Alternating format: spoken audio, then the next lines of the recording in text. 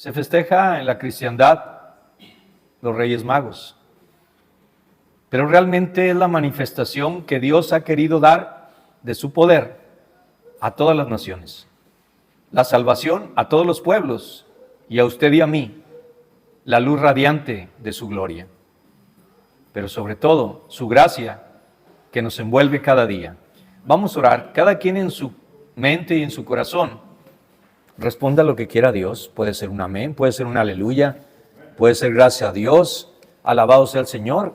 Pero vamos a hacerlo de esta manera porque cada una de estas peticiones tiene que ver con nuestra vida diaria. Primero vamos a pedir por la Santa Iglesia de Dios porque Él es la cabeza, Cristo está presente, para que ilumine a los hombres con la luz que resplandece en el rostro de Cristo, para que disipe las tinieblas de los que viven en el error y para que dé ánimo a los fieles, para que con valentía hagan brillar la luz del Evangelio ante todas las naciones. También vamos a pedir por las iglesias que acaban de nacer en los diversos pueblos, en las diversas comunidades, en las diversas colonias, en las misiones, para que esa iglesia con su juventud y vigor sean levadura de vida para todas esas comunidades cristianas que actualmente ya están cansadas. Vamos a pedir por los pueblos que aún no han sido iluminados por el Evangelio y por aquellos que habiendo conocido a Cristo, desafortunadamente han abandonado el camino de la verdad, para que confiesen a Cristo como su único Señor y lo adoren como a un verdadero Dios. Y vamos a pedir por cada uno de nosotros, que hemos sido llamados de las tinieblas a la luz admirable de Cristo, para que nos afiancemos en la fe verdadera y en la doctrina sana, y sigamos con fidelidad las enseñanzas del Evangelio. Y ahora sí oremos. Tenemos muchos enfermos, tenemos ausencias, tenemos gente que anda también de viaje. Oremos por la situación tan difícil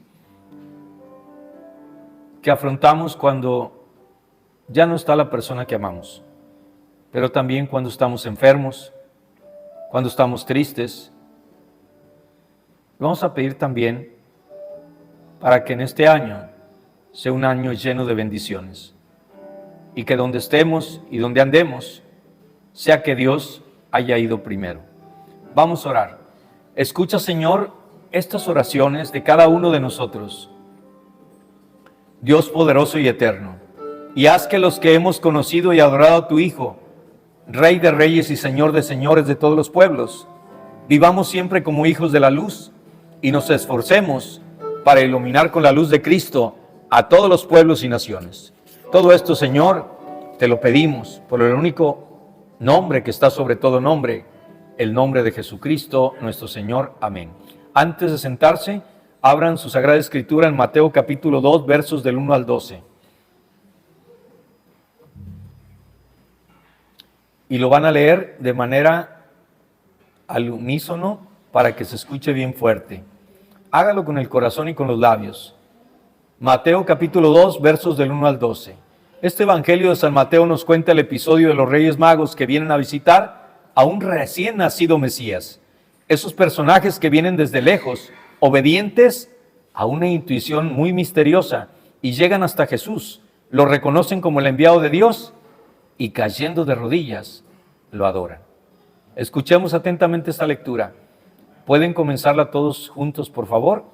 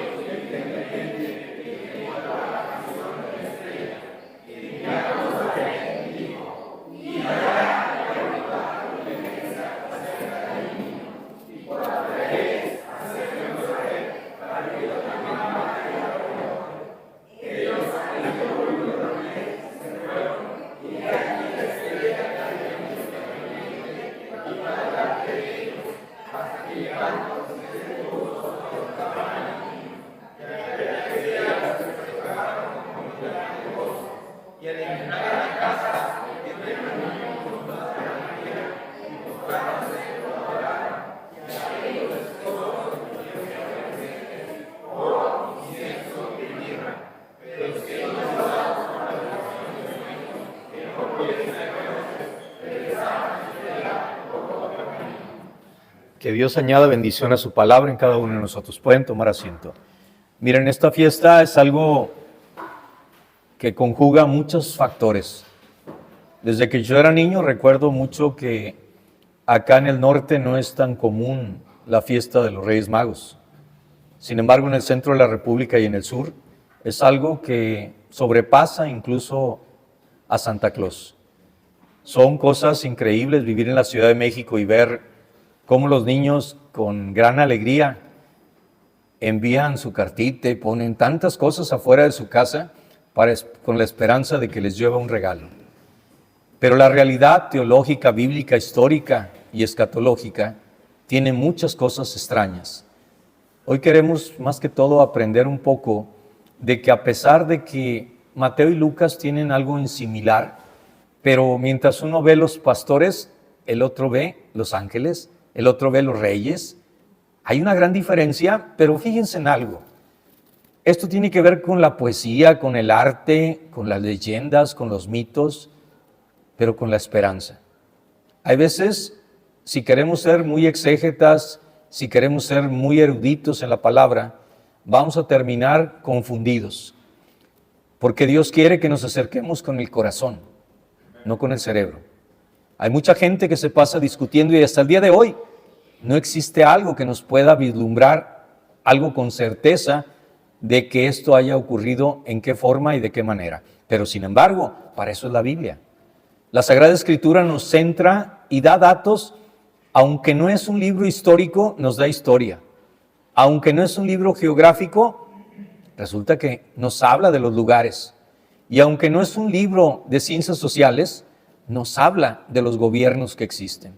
Y a veces nosotros decimos, ¿pero para qué tantos datos?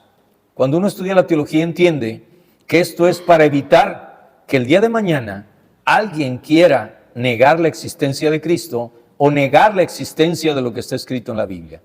Fíjense en algo interesante. Los poetas lo ven esto increíble, pero los arqueólogos, las gentes andan en búsqueda de evidencias. Pero hay cosas que sobrepasan la lógica. Tenemos un pueblo con una fe muy débil, y ahorita lo van a entender.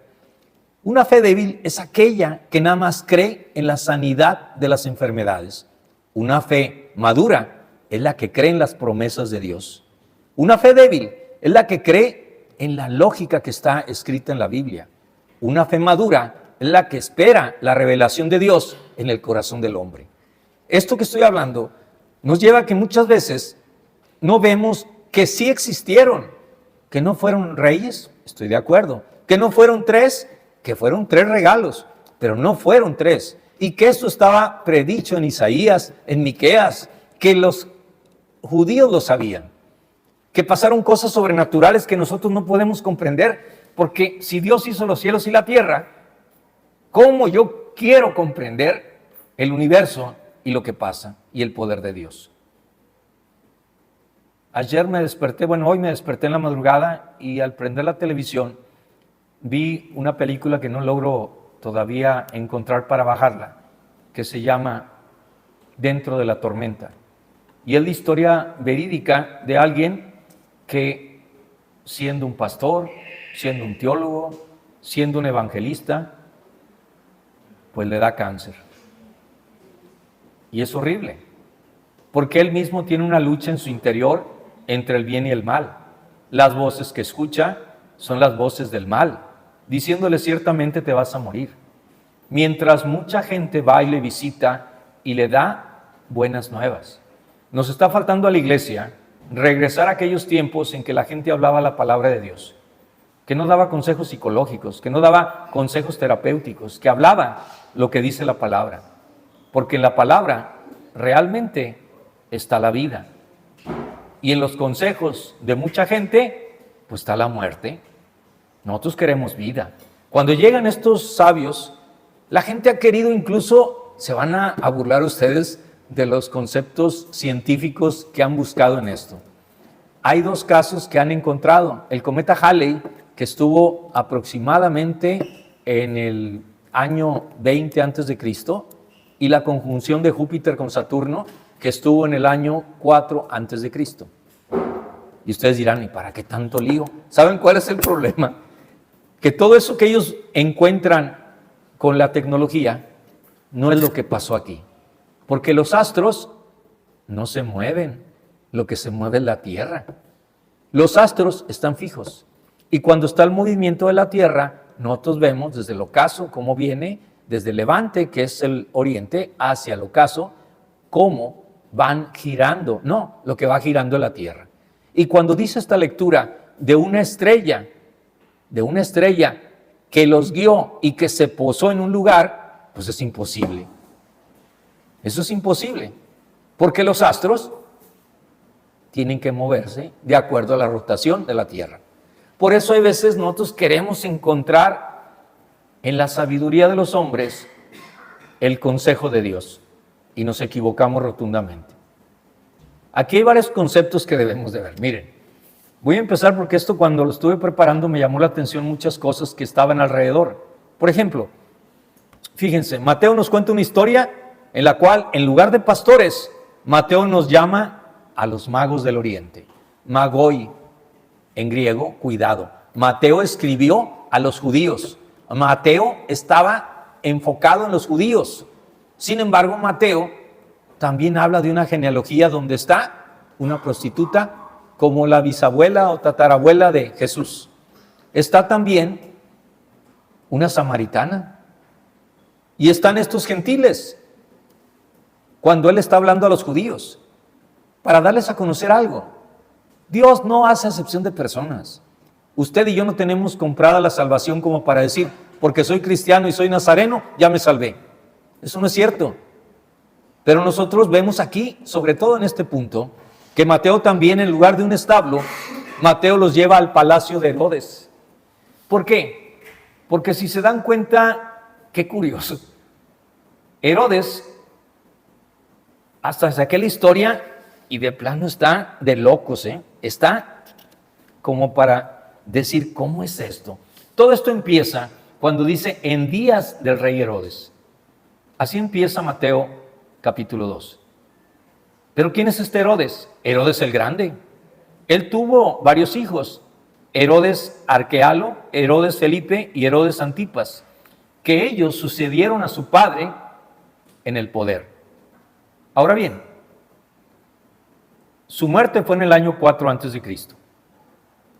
Y él era un gran rey, un verdadero gran rey. Él era árabe, él no era judío. Y ese conservó la paz, pero ahorita van a ver cómo. Construyó el templo herodiano, que era una magnificencia, era el orgullo de todos los israelitas. ¿En qué quedó? En un muro. ¿En qué quedó? En que está la mezquita de Omán, donde están los pies que ascendió el profeta Mohammed. Fíjense hasta dónde llegamos, porque idolatraron el templo en lugar de idolatrar a Dios. Pero esto, voy a continuar porque esto no lo saben ustedes porque no está en la Biblia, pero es algo histórico. Cuando uno estudia teología, no estudia nada más la Biblia, tiene que saber el contexto que está alrededor. Y es increíble porque este señor que dice aquí, conservó la paz, construyó el templo, fue generoso algunas veces, sin embargo, estaba paranoico. Rivales, ya fueran reales o imaginarios. A su esposa y a 3 de sus hijos. La masacre de los inocentes en el capítulo 2, versos 16 al 18 de Mateo. Todos los niños recién nacidos hasta 2 años. Que tiene mucha simbología ¿con quién? Con el faraón. Que tiene mucha simbología con el Éxodo. Pero sin embargo, afirma un carácter que tenía el faraón y un carácter que tenía Herodes. Cuando conocemos cómo estaba la situación, sabríamos cómo estaba también el pueblo de Israel. El pueblo de Israel estaba cansado, agotado, enojado de estar bajo el dominio de alguien que tenía 50 años en su poder. No, tenía siglo y medio en su poder esa familia de toda esa zona. Porque él estuvo con Julio César y recibió políticamente todo lo que reciben los políticos actualmente. Si son útiles para el partido, como en ese caso para el César, les dio toda esa posesión que era de Judea. Al ver todo esto, tendríamos que ver algo interesante. Fíjense, los magos de Oriente, ¿quiénes serían? ¿Quién sabe? De Persia, probablemente. Acabamos de escuchar a Isaías, capítulo 6, que decía que eran de Saba y de Seba, y que llevaron oro, mirra e incienso, igual que ellos. Sin embargo, ¿quiénes eran? Eran gente que se dedicaba a ver las señales de los cielos, pero que vivían lejísimos. Herodes estaba a 7 kilómetros, y quiero aclarar otra cosa, hay 2 Belenes. Hay el Belén de Nazarea y hay el Belén en el cual estamos hablando. ¿Cuál es la diferencia? ¿Por qué la Biblia es tan precisa en decirnos cada dato? ¿Saben por qué? Porque donde nació Cristo, donde fue llevada María encinta, a punto de dar a luz, pues tuvo que esperar ahí. ¿Ok? Pero no pasó de inmediato. Estas personas venían en camino y llegaron primeramente, ¿a dónde? Pues con el poder, con el que era el rey de los judíos, porque así lo había estipulado el César. Todo mundo dentro de los judíos sabían que Herodes era el rey de los judíos. Estaba a 7 kilómetros, ni siquiera se imaginó que estaban haciendo el rey de reyes. Los otros eran gentiles, eran astrónomos, pero eran ignorantes en muchas cosas de la Sagrada Escritura. Sin embargo, Herodes tenía a todos los judíos, a los lambiscones que estaban alrededor para ganar dinero, a los fariseos, a los escribas, a los doctores de la ley, a los sacerdotes. ¿Y saben qué? Ninguno de ellos se le ocurrió ver las profecías de que iban a ser el Mesías. Qué curioso, ¿eh? Gentiles, ignorantes, paganos, que vienen en búsqueda del Rey de Reyes y llegan directamente con Herodes. La pregunta es esta: pues no que iban siguiendo una estrella, ¿por qué se pararon ahí? Porque era un escándalo. No venían 3 y no venían, como dice la leyenda, no venía un caballo, un camello y un elefante, no, venía una horda completa de gentes, porque eran gentes que traían presentes. El oro, no crean que era una medalla de oro, no, era el peso en oro, era lo que se estilaba. Por lo tanto, imagínense ustedes que llegue aquí a Tampico una caravana de árabes con toda una riqueza buscando un rey. Pues los detienen, ¿verdad? ¿Qué andan haciendo aquí? Por eso pienso yo que llegaron con el rey y le preguntan al rey de los judíos que si sabe si ha nacido un rey. Y este dice: avísenme para ir a ver al rey. Qué hipócrita, ¿verdad? Mi pregunta va a ser más dura. ¿No seremos hipócritas también nosotros? Porque teniendo a Dios en el corazón, no le buscamos. Pero si viene alguien y nos dice: yo creo en Cristo, ¿qué eres tú? ¿Adventista? ¿Católico? ¿Luz del mundo? No, tú no lo eres. ¿Qué nos diría Dios? Y tú, teniéndome a mí en tu corazón, no me buscas, no me platicas, no me tienes. Por eso este evangelio es tan duro, pero con detalles, porque no queda ahí nada más. Fíjense, de Oriente, quizás era una clase sacerdotal, quizás. Recuérdese que a ese era el punto que yo quería llegar. ¿Por qué tuvo que nacer en Belén? Belén es la casa del pan, pero en esa ciudad de Belén fue donde nació el rey David. Y del rey David venía precisamente el vástago que iba a reinar para siempre. Todo tiene un porqué, todo tiene un para qué, un propósito. Si no, nos vamos a ir a partir una rosca para sacar a un niño y para tener tamales el 2 de febrero, pues yo creo que perdimos de vista quién es Dios. Igual si queremos en Navidad nada más festejar el árbol, los regalos, el pavo y lo que sea, no tenemos a Cristo en el corazón. No ha nacido en nosotros. No tenemos a Dios. Se oye muy feo esto, ¿verdad? Pero es que no hay otra forma de decirlo cuando vemos que la inmensa mayoría no entiende de qué se trata la Biblia. La leen como si fuera cualquier libro y platican de ella como si fuera a platicar de fútbol, política o religión. No, la Biblia nos da un mensaje en un mensaje de salvación. Por eso les decía yo que en la madrugada estaba viendo la película esa y me llamó mucho la atención que todos los que llegaban a ver a ese pastor le hablaban la palabra de Dios. Si algún día yo estoy enfermo, espero que ustedes vayan a hablarme la palabra de Dios, no a decirme chismes de lo que está pasando en una iglesia, porque eso es lo que pasa. Estamos más preocupados por el vecino que por Dios en nuestro corazón, y creo que eso es horrible. No debemos de pensar así. Sin embargo, fíjense, el Evangelio de Mateo es súper judío, está hecho para los judíos. Por eso él habla tanto acerca de que Jesús es Dios, porque los judíos no lo podían concebir. Sin embargo, fíjense, en las últimas palabras que le da Jesús en el Evangelio de Mateo, se los voy a parodiar. Dice, id y doctrinad a todos los gentiles. ¿Qué es lo que dice? Vayan a toda criatura y hagan los discípulos míos. No dice tráigalos y abúrralos, no. Hagan los discípulos míos.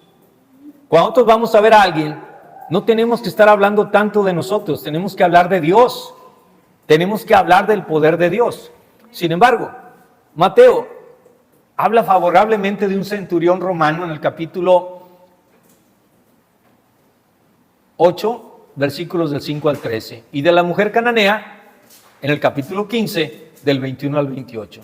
O sea, en otras palabras, Dios por medio de Mateo hace una cuestión que ojalá se la lleven bien presente. Fíjense, y lo voy a leer porque cuando lo encontré me llamó la atención. Mateo deja claro que las barreras que separan a los seres humanos de los seres humanos no separan a los seres humanos del amor de Dios. Y lo voy a repetir, hay grandes barreras entre las personas dentro de una iglesia que separan al ser humano cristiano de otro cristiano. Pero jamás podrá haber esas barreras entre el amor de Dios y un cristiano. Ojalá aprendamos de que los Reyes Magos vienen a darnos una lección durísima. ¿Cómo es posible que la gente que conoce de Dios, que la gente que conoce la Escritura, que la gente que dice ser hijo de Dios, no ame a Dios como mucha gente que en un hospital no conoce a Dios, pero invoca a Dios? ¿Cómo es posible que en la cárcel un criminal conozca más a Dios que un cristiano que nació en una casa cristiana? Qué triste es esto. Eso es horrible. Por eso el mundo no cree en Cristo. La oración, precisamente que estaban en la escuela dominical, que desafortunadamente no llegan ustedes. No sé si sea conveniente hacerlo por Zoom y que lo tengan todos ustedes a otra hora. ¿Por qué? Porque ahí hablaba precisamente de qué es la iglesia y qué Cristo nos dice en la oración sacerdotal. Que tú y yo somos uno, así sean ellos uno, para que el mundo pueda creer en que tú, al que has enviado, fíjense hasta dónde llegamos, que usted y yo somos los responsables de que el mundo no pueda creer en Cristo. Y usted me va a decir, oiga, pero es que ellos son borrachos. Ya me pasó en Brasil, llego a una iglesia y me dicen, todos los que viven aquí alrededor son borrachos, católicos, son de lo peor. No, pues siendo así, imagínese. Si Cristo hubiera llegado así, ¿quién se hubiera salvado? Entonces nosotros a veces somos tan tontos de creernos superiores a los demás por lo poquito que sabemos. Y en esa ignorancia de lo poquito que sabemos nos lleva a caer en errores. Entonces Belén de Judea es súper importante porque mientras Jesús nació en un establo, ¿dónde nacieron los hijos de Herodes? Pues en el mejor hospital, yo creo, de la época. Y en un palacio con los mejores médicos. ¿Y Jesús qué era? Pues un bebé. ¿Cómo es un bebé? Indefenso. ¿De quién depende? De la mamá, depende del clima, depende de todo. Un bebé depende de todos nosotros los que estamos alrededor. Sin embargo, Herodes, ¿quién era? El gran poder en toda Judea. Jesús probará ser un hombre de gran compasión. Ya con lo que dije de Herodes, ¿cómo considerarían a Herodes? ¿Les gustaría tener un rey así? Conserva la paz, ¿eh? Pero cuidado, usted está en contra de él. A lo mejor no hubiera malos ni buenos, porque Él haría todo lo posible para quedarse en el poder toda la vida. Eso es lo que pasa también con pastores. No entienden que nosotros estamos de paso. A veces dividen las iglesias, hay veces quieren quedarse con las iglesias, hay veces aman a los que les aplauden y odian a quien les dice la verdad. Pero no nada más ellos, también los líderes, también las juntas de oficiales. Y eso es un hecho. Por eso, ahora viene la otra pregunta. Cuando llegan esos árabes y le preguntan, ¿qué preguntan? ¿Y dónde está el rey? ¿Qué ha nacido? Dice, ¿cómo que ha nacido? ¿Dónde ha nacido? A ver, traigan a los expertos. ¿Cómo estaba él? Estaba asustado.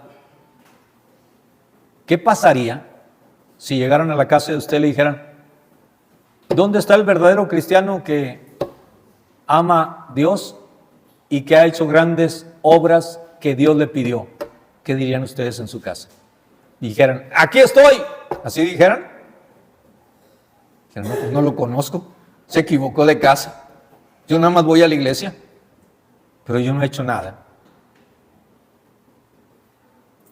La higuera tiene que ver con una maldición que hizo Jesús. No darás fruto jamás. Por eso hay iglesias que parece que están maldecidas. No dan ningún tipo de fruto. Bueno, sí, un fruto muy amargo, un fruto de separación, pero no un fruto de Dios. Entonces, como están viendo, Herodes, ¿pero por qué temía a un bebé? ¿Por qué temería a un bebé? ¿Saben por qué? ¿No les pasa a ustedes que cuando de repente alguien les dice algo que no sabían y que es peligroso, se espantan? ¿Y saben por qué se espantan? Porque su fe no está puesta en Dios. Así me digan lo peor, yo tendré que aferrarme a Dios. Pero como no me aferro a Dios, pues me espanto. Este gran personaje que era malísimo, que mató a su esposa, a sus hijos, que mató a un grupo de niños, que mató a los enemigos reales o que él se imaginaba, que tenía todo el poder de Roma, ahí en Judea, le tenía miedo a un bebé. Qué curioso, ¿eh? Es que él era árabe, pero tenía los mejores consejeros judíos.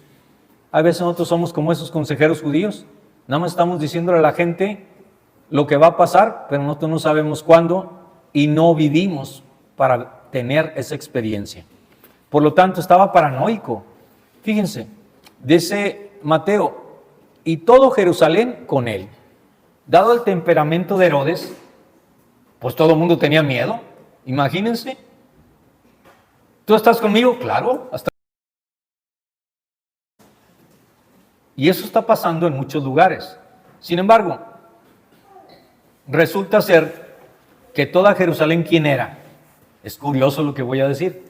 Resulta que Jerusalén, lo que dice ahí, y todos Jerusalén estaba con ellos. No, nada más estaban ¿quiénes? Sacerdotes, escribas, doctores de la ley, fariseos y saduceos. O sea, la clase política, social, económicamente mejor.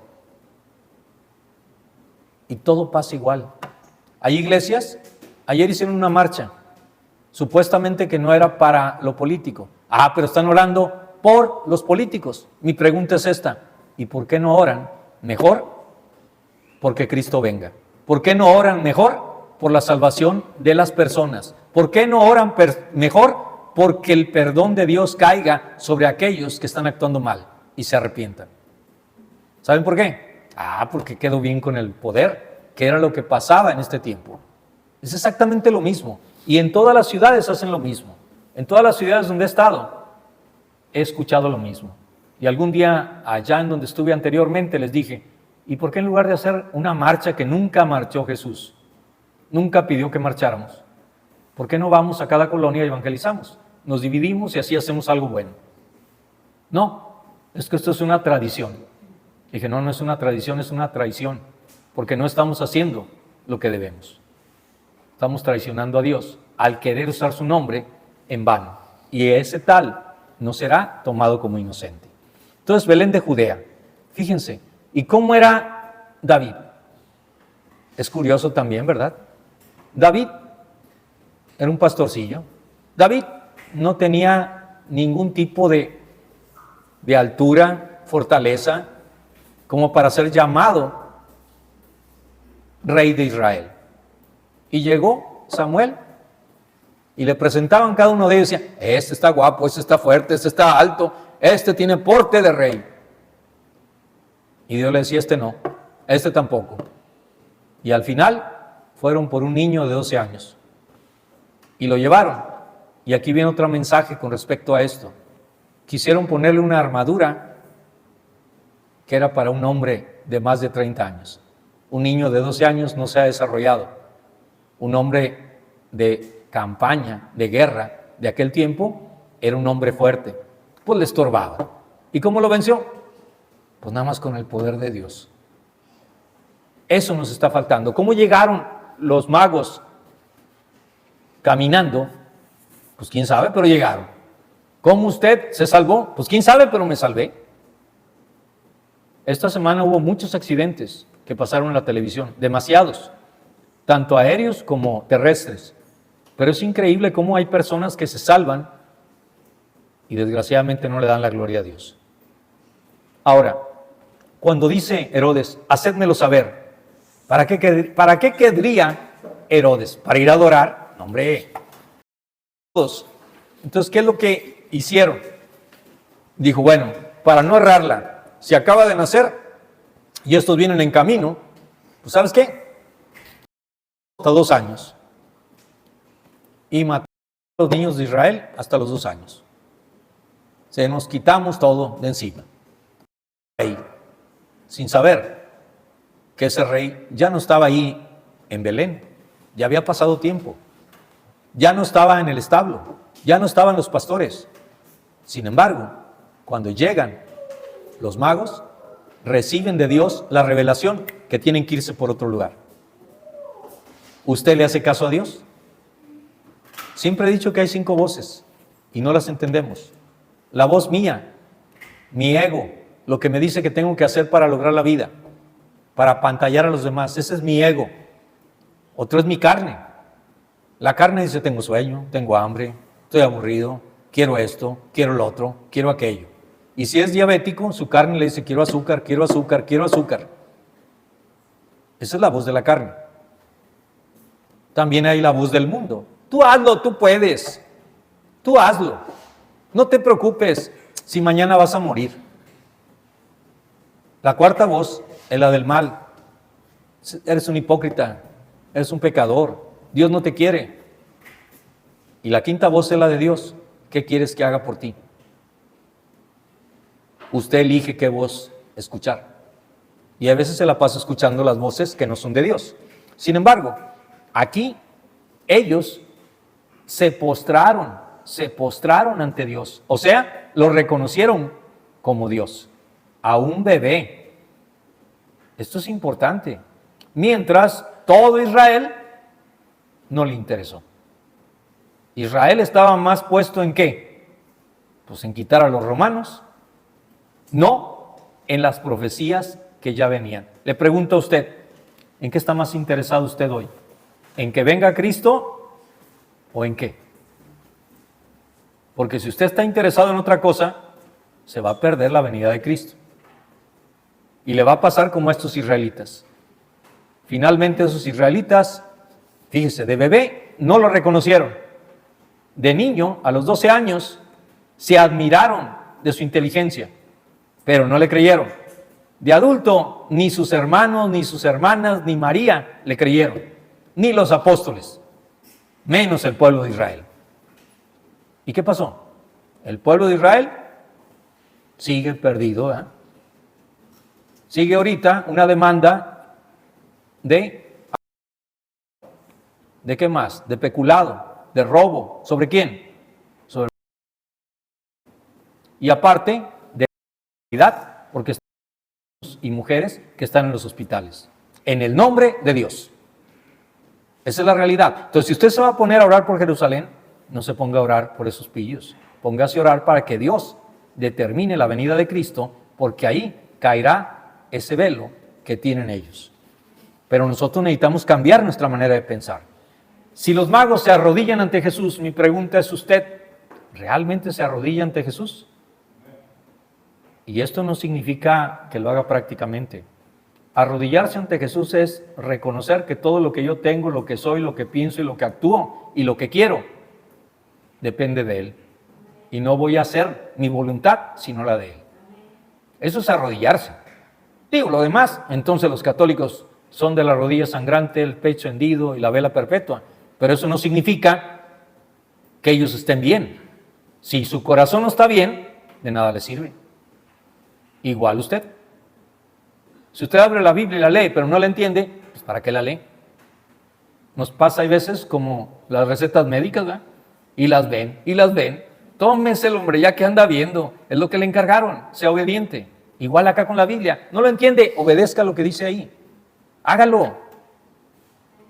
Porque repito, los científicos andan buscando que esa estrella de Belén, qué fue lo que ocurrió en el cielo en ese tiempo. Y ya tienen la tecnología, pero qué brutos están de veras. Porque una estrella, vuelvo a insistir, no se mueve, lo que se mueve es la Tierra. Entonces, ¿cómo puedo decir yo que iba la estrella y que se paró? Ah, caray, pues ¿cómo que se paró? ¿En dónde se paró? ¿Y cuánto tiempo se paró? Por eso dije, empecé diciendo, todo esto tiene que ver más con el corazón que con el cerebro. Y cuidado, porque luego confundimos. Criticaron a Pablo diciendo, las muchas letras matan. No, se estaban burlando de él. No quiere decir que aquel que estudie, las muchas letras lo mata. No es cierto. Hay veces la ignorancia, porque dice, mi pueblo pereció por falta de conocimiento, por la ignorancia. No cambiemos la Biblia. No interpretemos a nuestra manera la Biblia, porque ese es el problema. Por eso dije, el mensaje de los magos es muy duro para el cristiano. Cuando uno es niño, pues qué padre, son regalos, son rosca, es chocolates, es la familia, todo es bien bonito. Pero cuando vemos la realidad de la Biblia, ahí nos damos cuenta de algo. Por ejemplo, son avisados los magos, ¿verdad? Pero llevan tres conceptos. Llevan oro, incienso y mirra. Y cada uno de ellos tiene que ver con el reino. Reconocen que es Dios y que es rey y que morirá, porque la mirra era con lo que se embalsamaba el cadáver. El incienso era lo agradable para dar a conocer que ahí estaba la presencia de Dios. Y el oro significaba, a propósito, Crisóstomo. La palabra en griego es bien especial, la boca de oro. Por eso cuando vemos en griego esta palabra Crisos, estamos hablando de que les llevó aquello que solo lo merecían los reyes. Todos los reyes recibían regalos valiosos. Con todo ello, dice aquí la Biblia, ¿verdad? Siendo avisados por revelación en sueños que no volviesen a Herodes, se volvieron a su tierra por otro camino. La calidad de cristianos de hoy, ¿saben qué hubieran hecho? No, Dios, yo voy a ir a convertir a Herodes en el nombre de Cristo. Si te está hablando Dios que no vayas, no te muevas. No, pero es que yo quiero cumplir la voluntad de Dios. Pues cálmate, cállate y quédate. Pero no, ahí vamos. Es que yo tengo el poder, el espíritu. No tienes el espíritu porque no escuchas a Dios. Esta gente escuchó. Era un rey el que les había dicho, pero fue un rey mayor el que ordenó. Y esto es lo importante. Camino en griego es odos. Y esta también se describe cuando dice el camino angosto y el camino ancho y el camino de justicia, que habla Mateo en su evangelio. O sea que el camino, ¿cuál es el camino? Yo soy el camino y la verdad y la vida. Es la misma palabra, odos. O sea, en otras cuestiones está hablando Mateo que el camino es Cristo. Si usted quiere encaminarse a Dios, no hay otro camino, ni siquiera venir a la iglesia, es Cristo Jesús. Porque mucha gente está dentro de la iglesia y no tiene a Cristo. Entonces no sirve de nada. Muchas veces caemos en ese error. Pues bien, con todo esto que hemos platicado, vamos a orar. Creo que es importante también entender algo. Nosotros cuando estamos viendo la Biblia deberíamos ser reverentes. Deberíamos entender que es el único libro en el cual el autor nos habla. Dios mismo nos está hablando. Y no es una historia, es nuestra historia, porque Dios nos está hablando a nosotros, no a los vecinos. Está hablando a usted en el corazón para que cambie, no a los demás. Algún día, decía un sacerdote, que él estaba predicando, y estaba una señora y se movía, y al final va y le dice al sacerdote, oiga, disculpe, ¿por qué se estaba moviendo? Es que todo lo que decía era para el de atrás.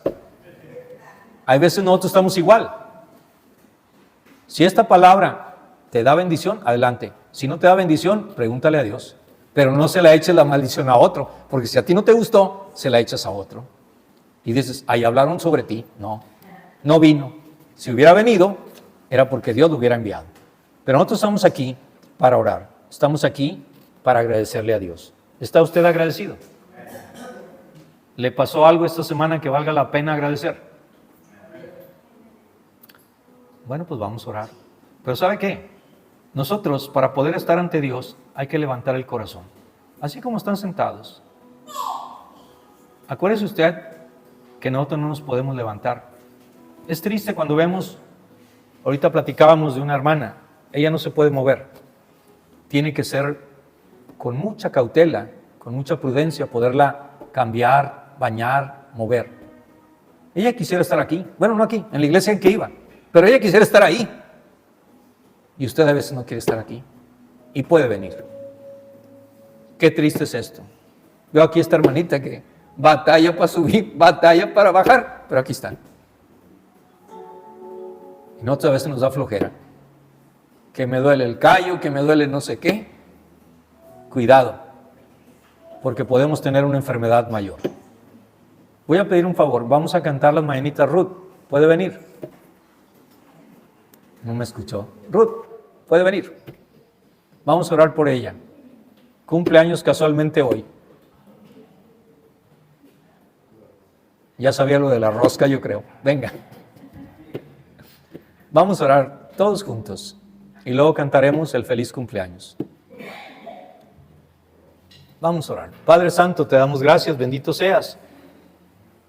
Tú has tenido a bien durante muchos años darle vida a la hermana en Cristo Jesús esta vida. A su familia, a sus padres, damos las gracias porque las formaron no nada más a ella, sino a cada una de sus hermanas para que fueran verdaderas cristianas. Ayúdale hoy que ella cumple años, pero que también tiene algunas dolencias, tiene enfermedades. Tú eres el único que la puede curar.